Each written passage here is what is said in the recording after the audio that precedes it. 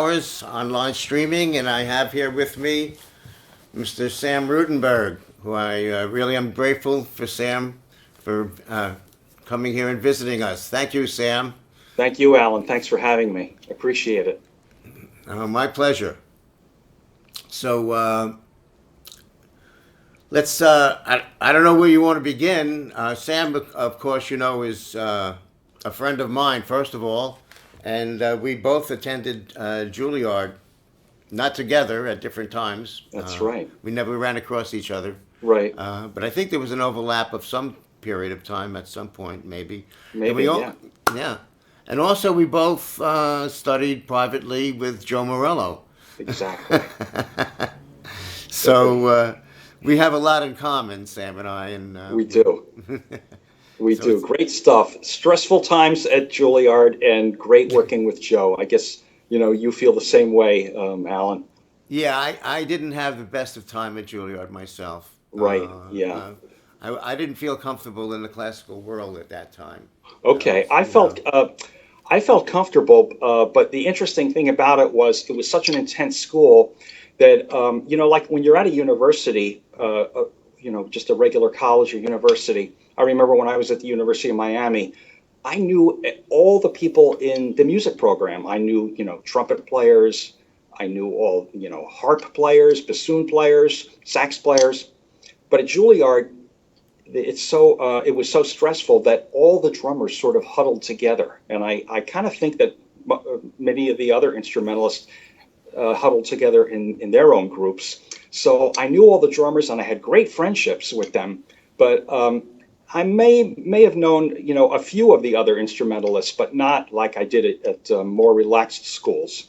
So it was definitely stressful. And I remember I had this class, ear training with Mrs. Cox. Mhm. Boy, she was tough, and I was the only drummer in the group, and I felt very intimidated because we had to do all kinds of solfege and conducting and getting up in front of the class and playing piano in different clefs. And I had the class at 10 o'clock every Tuesday and Friday morning. And before the class, I would actually have to go to the corner bar and get a drink in the morning. Yeah. Oh, yeah. Ear training is very stressful. I Oh, mean, man. So I, I had to have a little buzz before I went into that class on Tuesdays and Fridays. yeah, I had a lot of trouble with ear training. I could never sing in tune. Yeah. to Yeah, it was it this was intimidating. to this day, Yeah. and also the isolation of the drummers. I think I also felt as well. My thing with Juilliard was that I wanted to play the drum set, Yeah. and those days, I'm 60 minimum. And in Yeah. those days, they didn't recognize the drum set as an instrument yet. Right. And so I always felt as a second class citizen Yeah, to yeah. to the rest of the school. Well, even as a percussion, when you're a classical percussionist, you are looked as a second-class citizen among the other instrumentalists in the Yeah, orchestra. I got that, and I didn't like that. Yeah. That turned me off. Yeah. Yeah. So, and I wanted to play rock and roll. Right. Right. Well, you know what? I like to think that going to Juilliard made me a better rock and roll player because Oh yeah. my sense of time is so much better and Uh, concentration, just all around. It's helped my uh, jazz playing yeah. and and jazz playing has helped my rock playing. That's why I teach, all these different ways that Joe Morello taught us to play all these things out of the syncopation book and the stick Hmm. control book on the drum set. Yeah. They really give you a sense of independence, so it makes your rock playing really great. Yeah. It works in any style. Stick Right. control to the George Stone method. It's Right. all good. It's really just however you want to use it. Right. It's not specific at Exactly. all. Right. All that Yeah. stuff makes your rock playing better, or any style that you like better. Yeah. Yeah. Yeah. And Music is music. it is. It is. You get some closed-minded people sometime, and they're only hurting themselves because if you have more of an open mind to learning different things, it'll just make you so much better. Yes, yeah, Yeah, diversity is it the just broaden. diversity. Yeah, it's really important. It's really Yeah, important. really important. Not only in music, but in life as well. I Right, mean, right. we can wear a lot of different hats Yeah, and do well in a lot of different areas, and they overlap and they help each other as right, well. You know, they right. feed into each other. But I guess Yeah. you need to get a little older before you see that That's happening. true. Yeah, You you need know. to get a little older. Now Yeah. we're gonna talk about our studies with Joe Morello on another show with Matt Patella. Yes. Yeah, And we're gonna do. so I don't want to spend too much time on talking about Joe because I want to do that in that show, and really looking forward to that. That's going to be great Yeah. That. Yeah. with the Yeah. three of us. Well, But that's very exciting yeah, you know yeah, to have the three of us together to trade stories. it'll be great. Um, the one thing I do want to share is that my first lesson with Joe, and I had been wanting to study with him, since I was a kid. But I'll get into that, when we do our show. I was listening in on him giving a lesson to a woman um, um, before I was to go in, and I was kind of eavesdropping, and it was her first lesson too.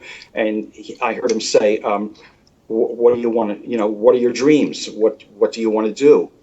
What are your goals?" And she said, "Well, I want to become one of the best female rock drummers in the world." And he just paused and he said, "Well, I'll do the best I can."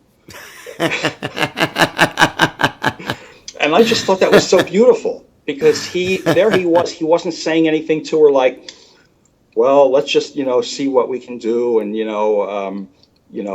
that's a tall order or something like that. He didn't dismiss her at all. He put it on himself, Yes, you know. he's a And I very thought that was really I knew right there that I was with the right guy, yeah you he know. was very You know, humble, yeah, very humble man. besides being great, and a great teacher, you also want somebody, who's not going to knock you down.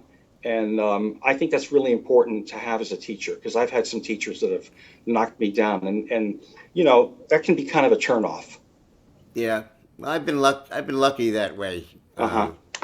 Although I haven't had that many teachers. I had I think four altogether.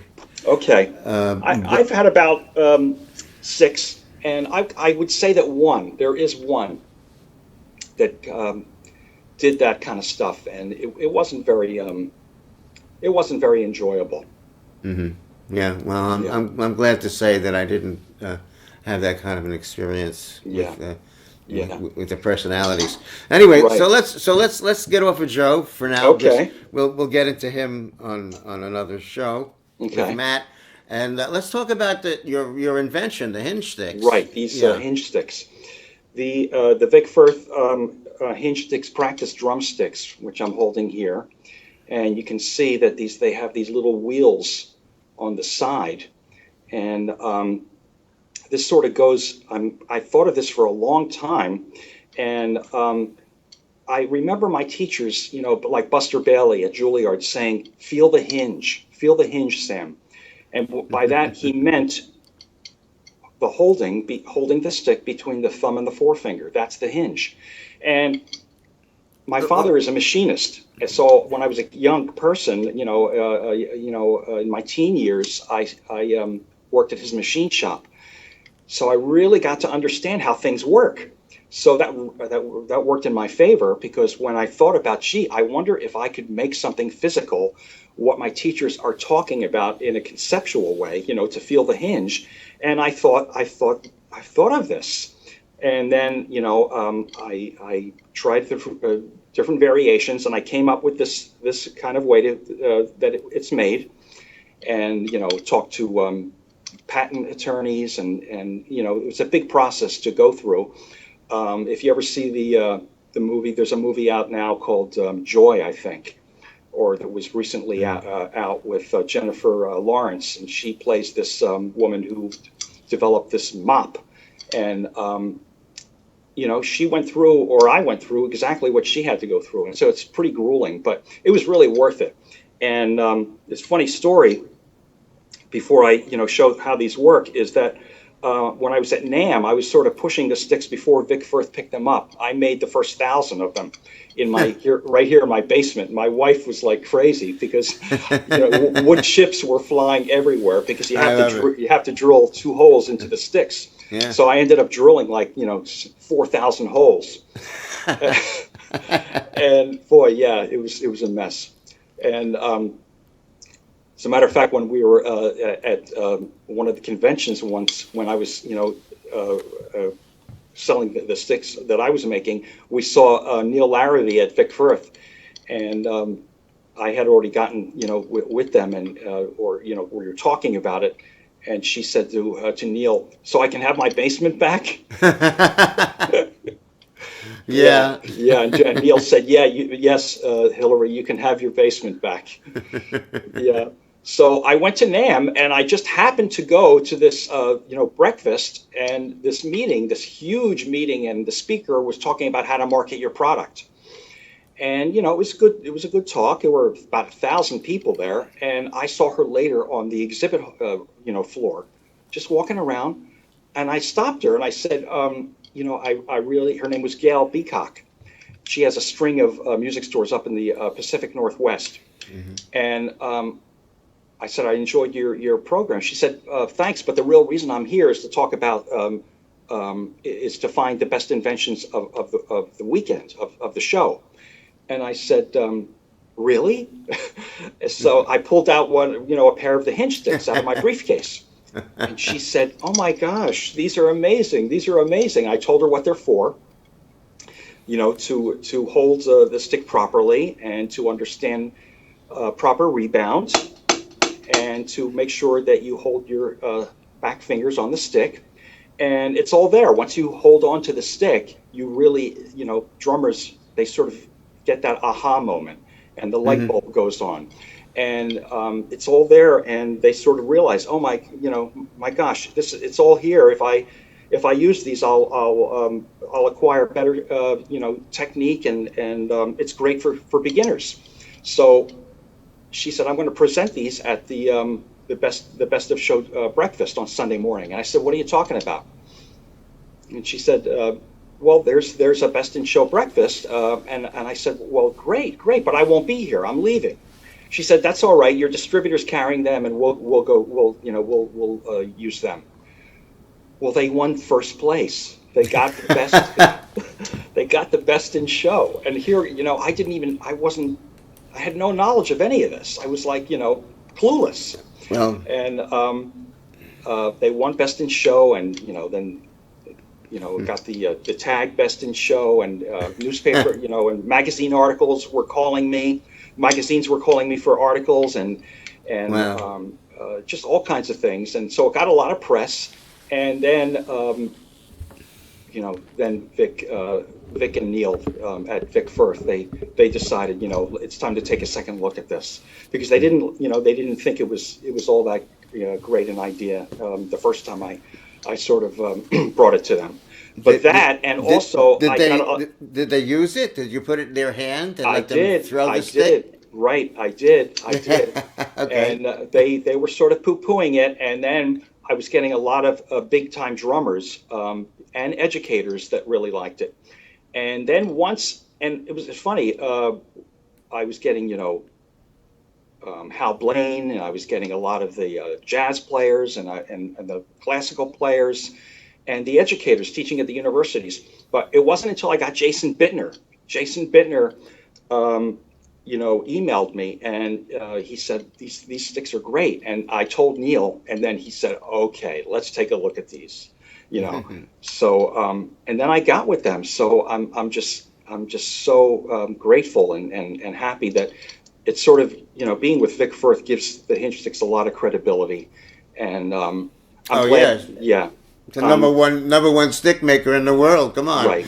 Yeah, yeah. So I was just so elated and happy. Now they're sold all over the world, and I kind of feel like I'm sort of helping drummers who buy them anywhere in the world, because that's part of me, and that's Well, that's the what I story. like about it is when I look at some of the videos Yeah, and some of the kids.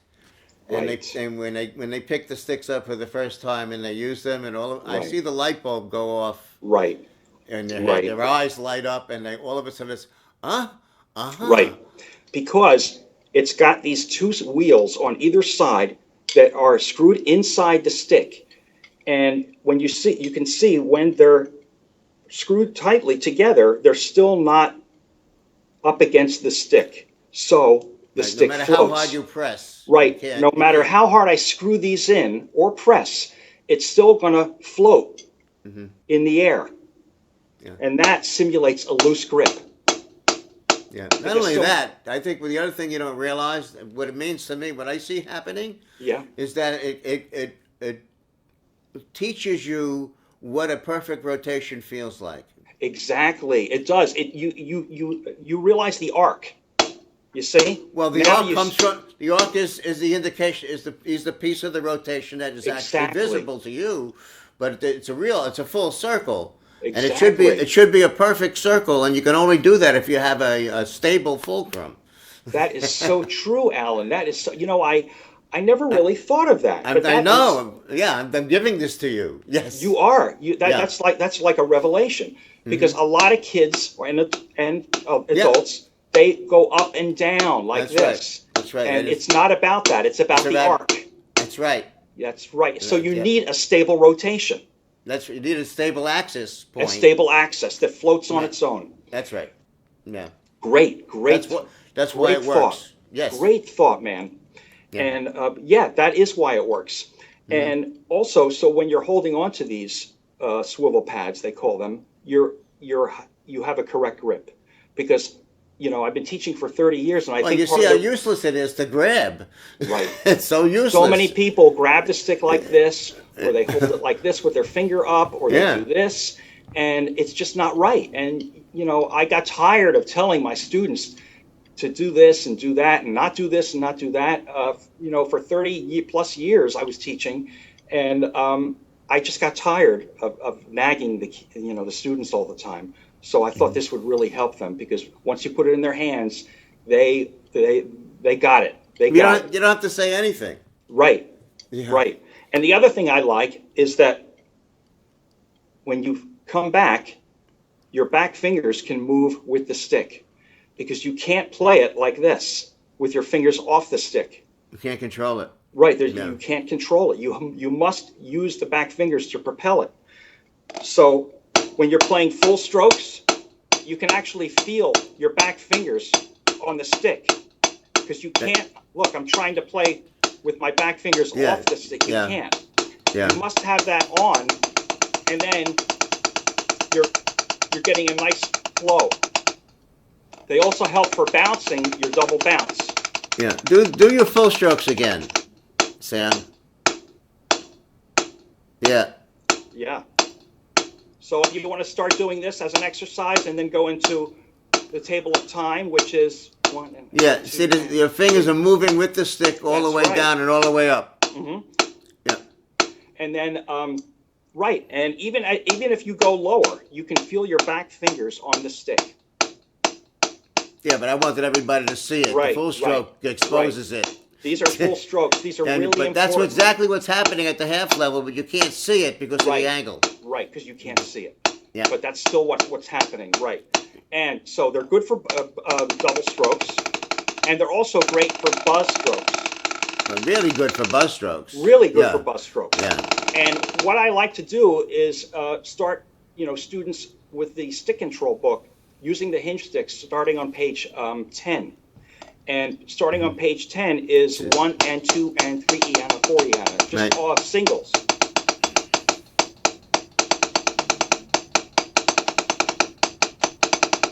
And then you go to the left. And then you go to page 11, and that is the doubles. Oh, So wait. that's your doubles. And then you can do that with the left. Mm-hmm. And then when you go to page 12, those are the buzz strokes. Yep. So 1 and 2 and 3 and 4 and 1 and 2 and then with the left. Yeah. That's the really hard one to teach. Right. See, and that makes it a lot easier with the hinge. It does. It does. And you Yeah. also have another hole that you can, take these out of, take the swivel pads out of, unscrew, and put them into this other hole, depending on what kind of fulcrum you want. Whether you want to hold the stick up a little further or a little further back.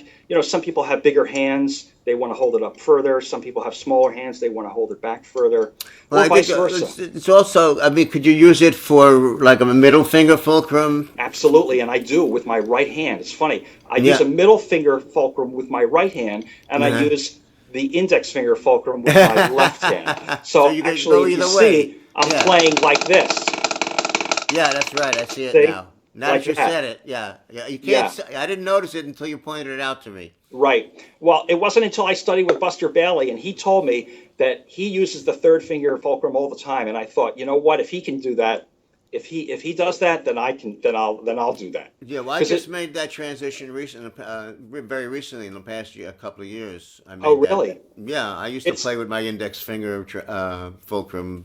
I still do. I mean, there's still Yeah. situations where I use it, but I didn't Right. realize that you could. There's more than one way to attack a fulcrum.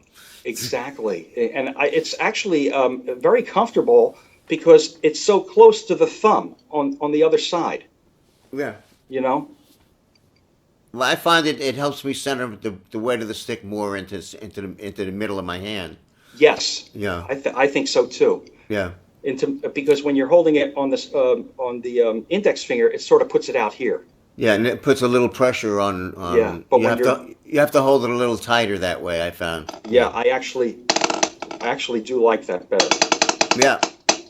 So yeah, so that's the hinge sticks, and they have So them it in the SD1, sort of marching core model, and which is a heavier stick, and they have them in the 5A. so listen, I have a list of videos here. I made Oh, okay. that I'd like to show everybody, Yeah, that would be uh, great.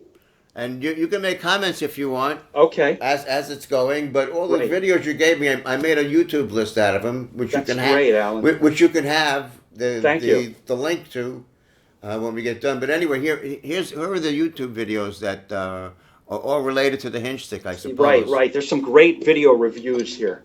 Okay, here we go. I first saw HingeStix a few years ago at the NAMM convention. They were one of the new products that Vic Firth was introducing that year, and I gotta say it was a bit of a story of don't judge the book by its cover. I saw the first pair and I was like, well, this is pretty silly, you know. Didn't really think much of it past that, but thought about it a little bit more afterwards, and it just so happened that Vic Firth was having a promotion with some of their artists at the time, and so they offered to send a free pair of HingeStix to anybody who basically replied to an email, and so I took the offer, and I got my pair, which is right here. I took them out, I kind of played with them a little bit, All right, we're having a problem. Okay, sorry.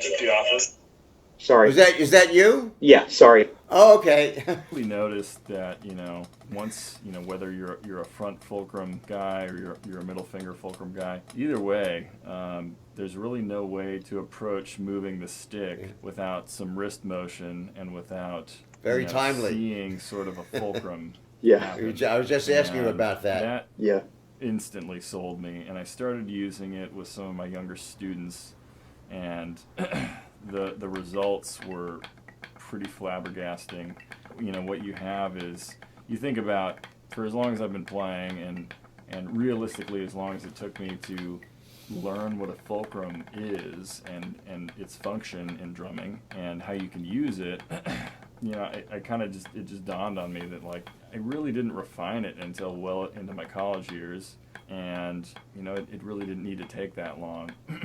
With this product, you're literally taking years away from all of that, because it forces you to get the back fingers involved. You can kind of hinge it back and forth, and this is cool to feel the fulcrum action, but really to get some of that finer control, you've got to have some contact in the back of the hand, which is so important, especially for a young player. It's like training wheels. I mean, if you've ever had a student whose thumb just tends to fall off the stick that really doesn't happen with these. And so, they learn to kind of play with that relationship at the fulcrum. And then I kind of try to gradually like wean them off of it. It's just been a really great product, and I've got nothing but good things to say about it, and I would highly recommend you pick up a pair if you teach at all, especially for beginners or even older students too. I've had some success with, just kind of refining that basic approach of fulcrum and back fingers. It's really invaluable. That's great. Yeah. Great.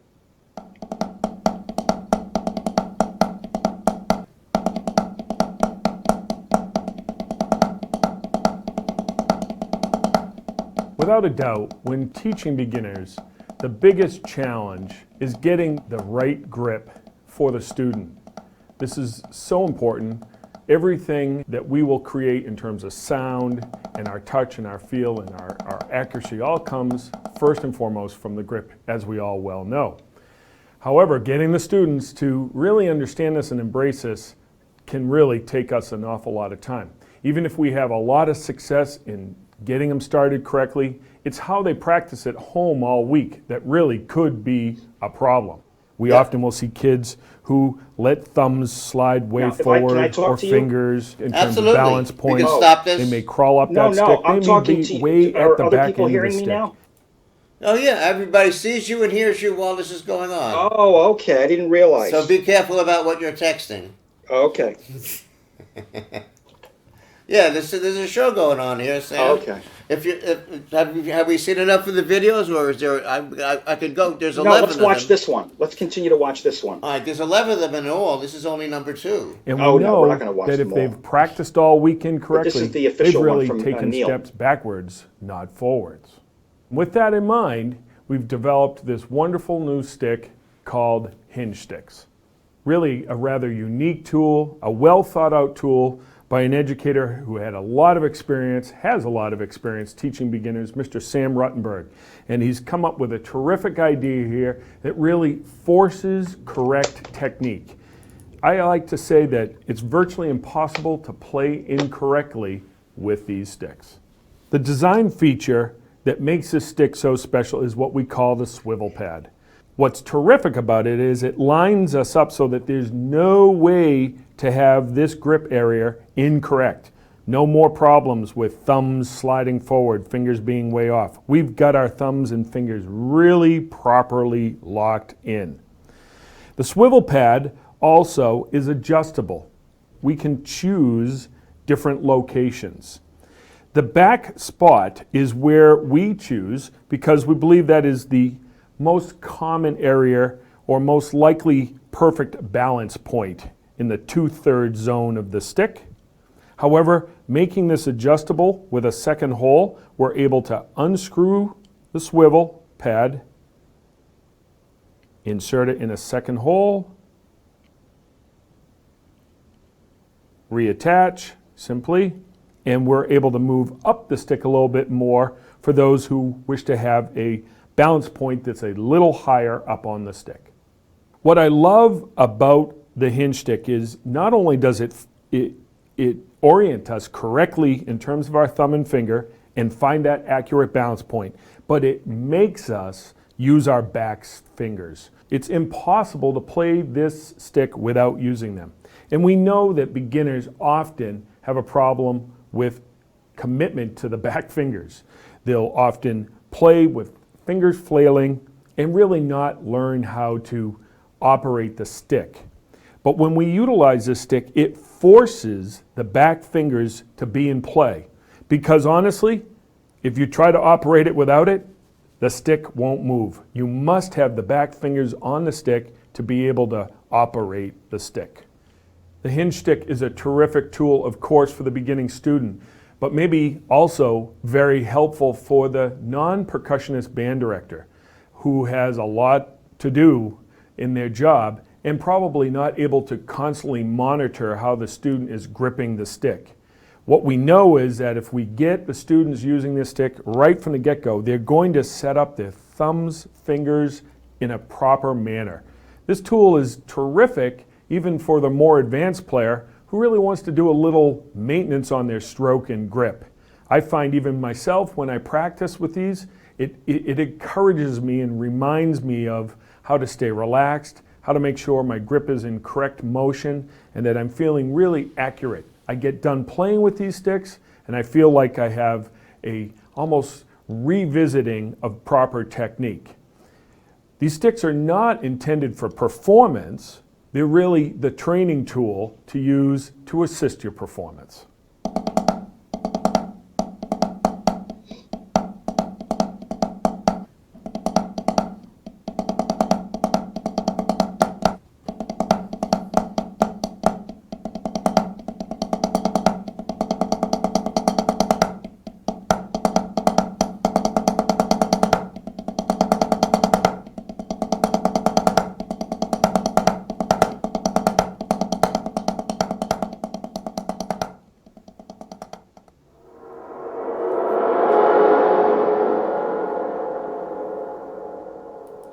So I could skip through these, Okay. and you just say yay or nay, and I can move on. Okay. Well, why don't we talk in maybe a couple minutes, and then maybe we can do another one. Oh, it is you. Oh, it is a couple. These are. Oh, this is your stuff. Yeah, some of it is my stuff. Yeah, great. But let's see. Let's see this then. Okay.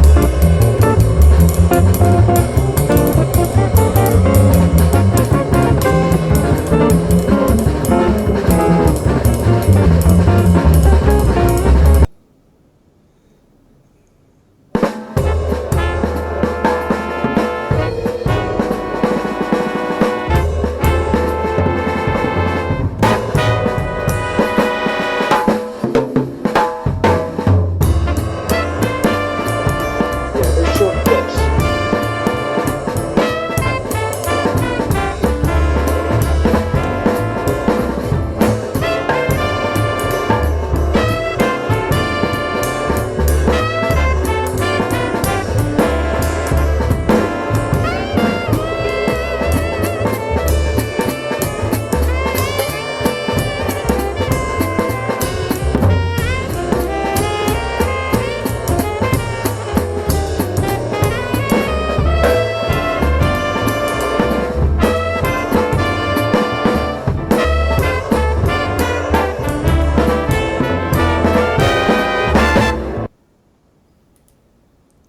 Yeah, that's great.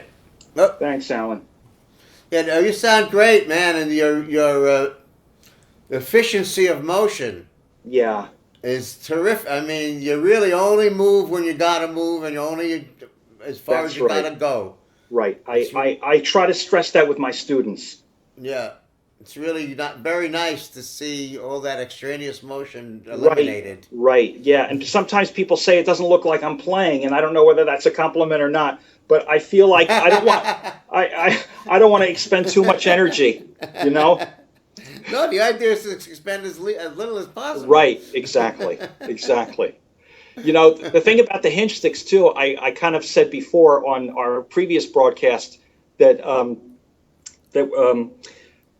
I kind of feel that the hinge sticks are a metaphor for life because I've always been, really kind of a high stress kind of guy, and I feel that the hinge sticks, sort of, if you think of it as like if you let go, you'll actually have more control. I remember when Joe Morello died, I went to the funeral, and Don Famularo went up and spoke about Joe, and I remember him saying that by letting go, you actually have more control, and that was Joe's philosophy. And I feel that that's the same thing with the hinge sticks, because since it simulates a loose grip, the whole idea is the looser you hold the stick, the more the more control you'll have, because the more you'll be able to do. The less you can do is when you hold the sticks tightly and your muscles start constricting. That's when problems start to occur.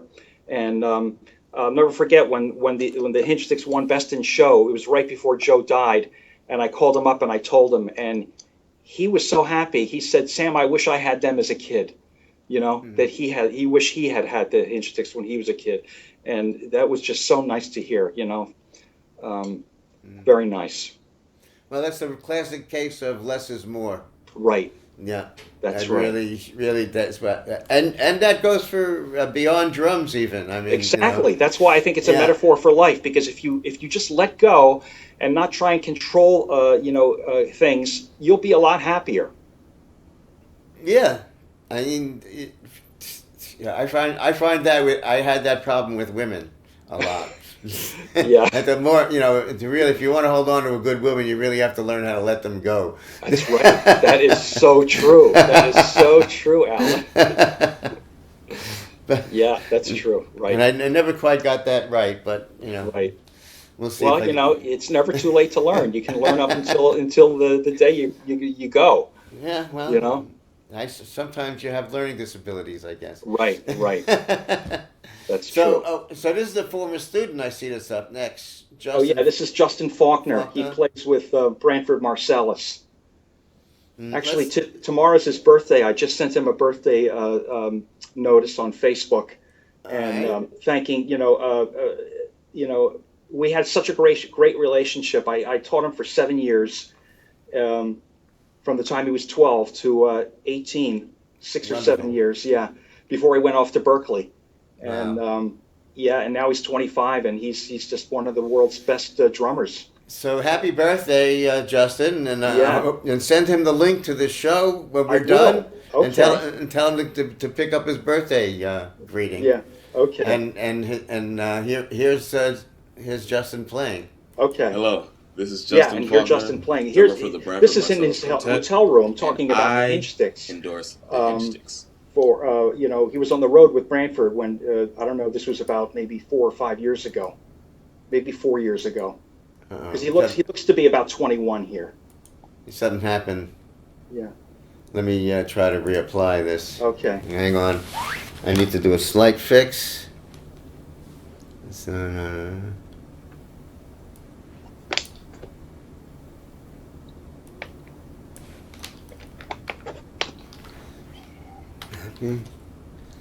sorry, I had a little problem with the web. Yeah. No problem. I don't know, just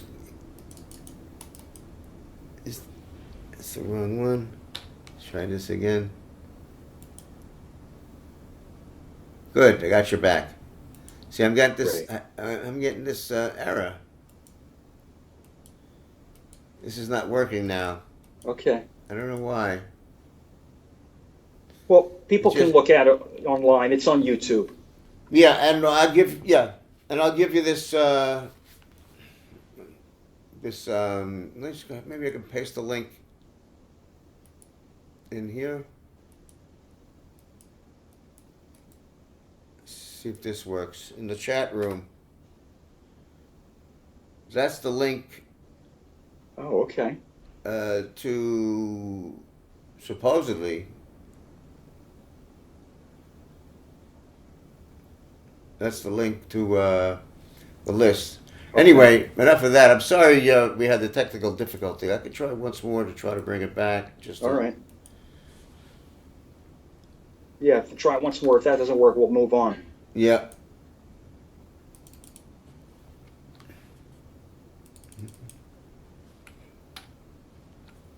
See if this works.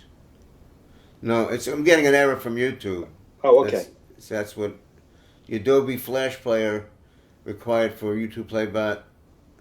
Oh, my Flash Player must have crashed. So, yeah, I'm gonna have to reboot it. Yeah, we'll have to let this go for now. Okay. No problem. Sorry about No that. problem. Yeah. So that's the story about the hinge sticks, and it was a lot of work getting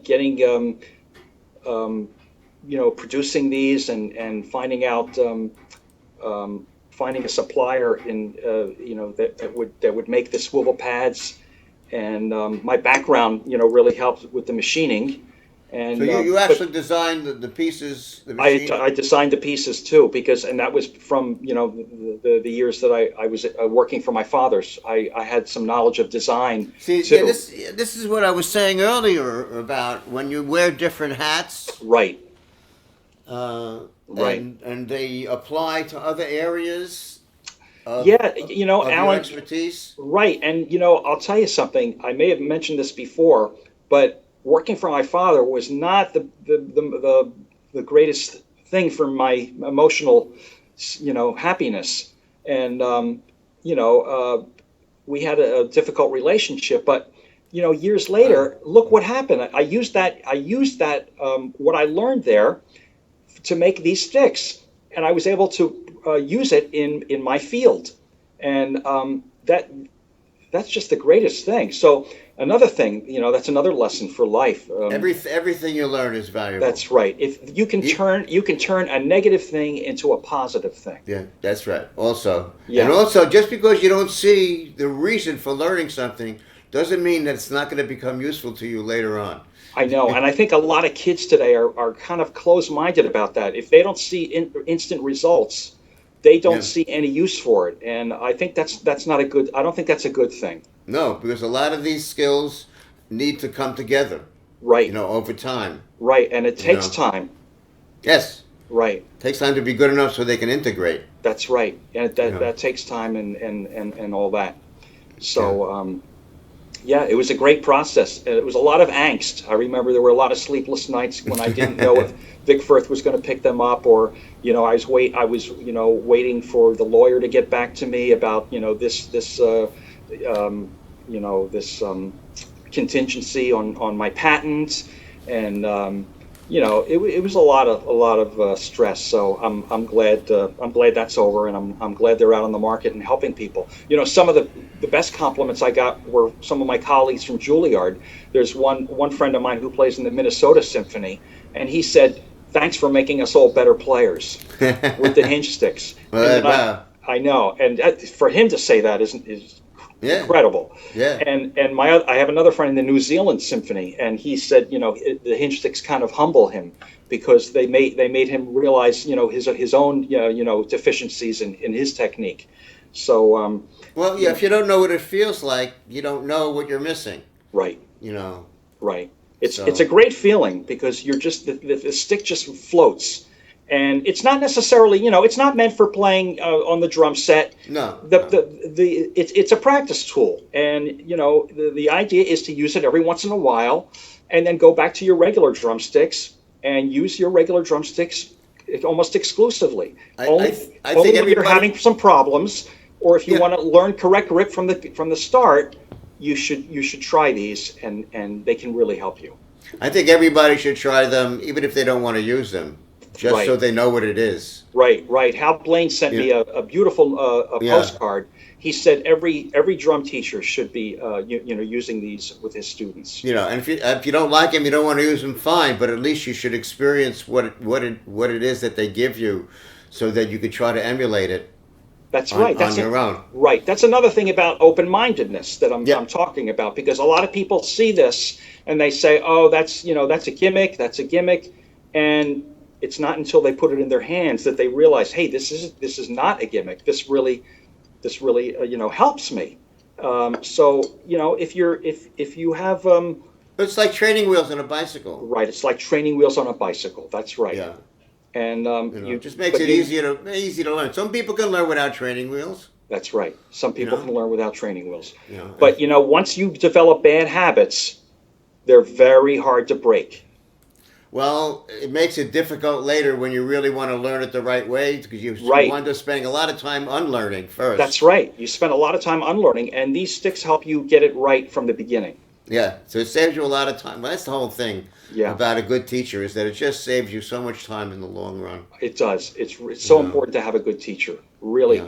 if you have a teacher that's not helping you or giving you bad information, I have some students come to me that have been with teachers for years, and they come to me. They can barely read quarter note and eighth note or play a role, and I'm in shock. Sometimes. Well, there's a lot of teachers out there. Yeah. You know, Yeah. it's like there's a lot of educators. There's a lot of people making videos. There's Right. a lot of information. It's Right. great. It's great. The information age that we live in now, Yeah. tons of information. But the key is to be able to filter it Right. and get good information or Right. relevant information that works.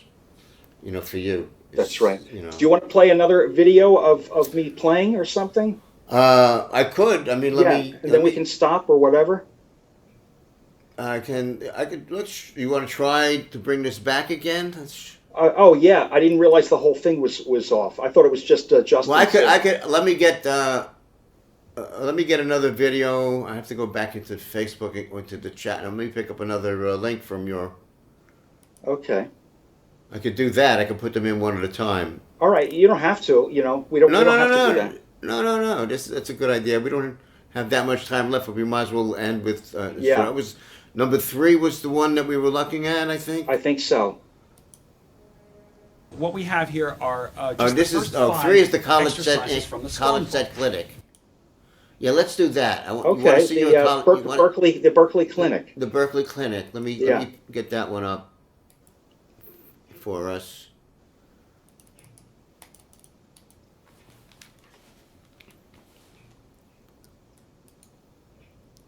What we have here are just the first 5 exercises from the Stone book.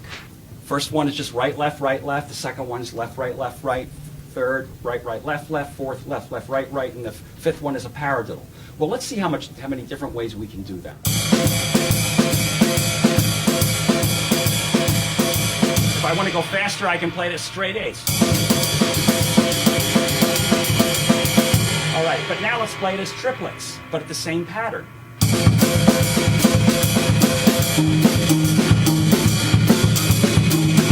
Then we can play it as quarter note triplets. There it is. And now we can go to the second one. So the second one is this. Starting with the left, so that's the snare drum. Then I'm going to play this triplet. And then quarter note triplets. All right, now it gets a little tricky. Now let's go to the doubles. So we got, again, you can play it fast, you can go. That's if you want to go fast, because as you get faster in swing, it compresses and, the time becomes straighter. Now let's play it as triplets.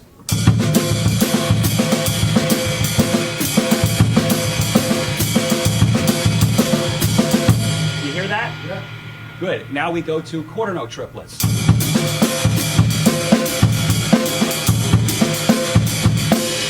Okay, and now I'll just skip to the 5th one, which is paradiddles. So we got now it's triplets. Here's the triplets.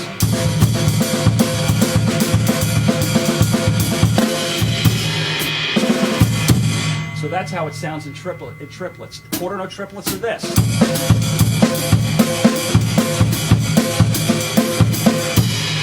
So all this stuff really, really expands your mind if you could take these little exercises and work on them. Joe Morello used to say, used to give me these assignments, and I used to say, on the way home, I used to say to myself, how am I going to do this? How am I going to do this?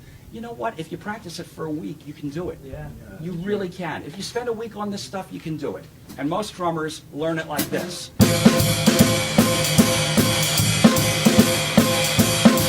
That's syncopation.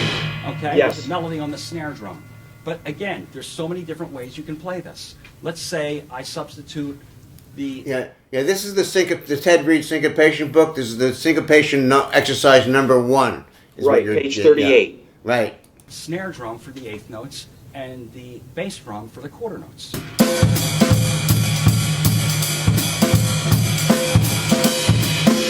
You see that? All right, now let's do it as just bass drum alone.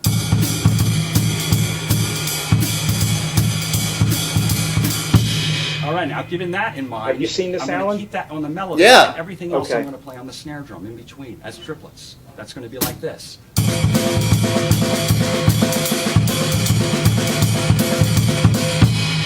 Did you hear the melody in that bass drum? But everything else was playing ghost notes on the snare drum. All right, now let's see if I can alternate my feet and still play the melody.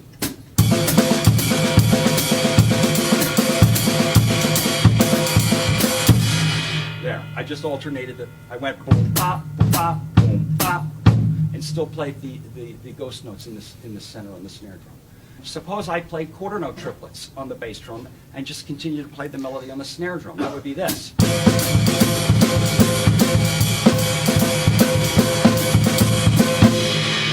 Okay? Suppose I wanted to play it like a samba. Suppose I wanted to play it like a tumbao with the bass drum on just the end of 2 and 4.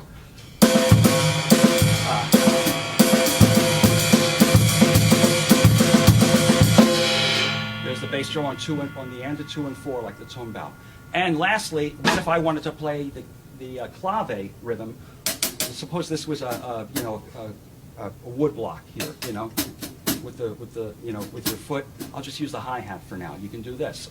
3-2 clave, that would be this.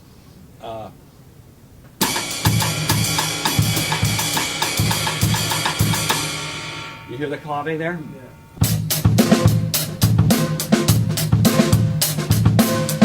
Okay, that's on the bottom half of that same sheet. All right. Well, that was kind of flat. Let's add a little lilt. Now let's open it. Now let's open it the other way. Let's do this.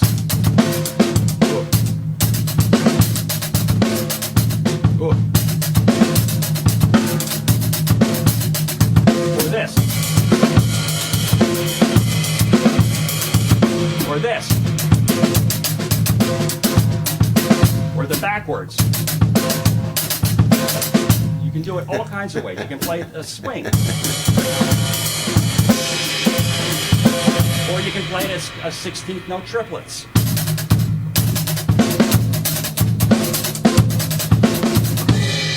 So there's a million ways you can do these things.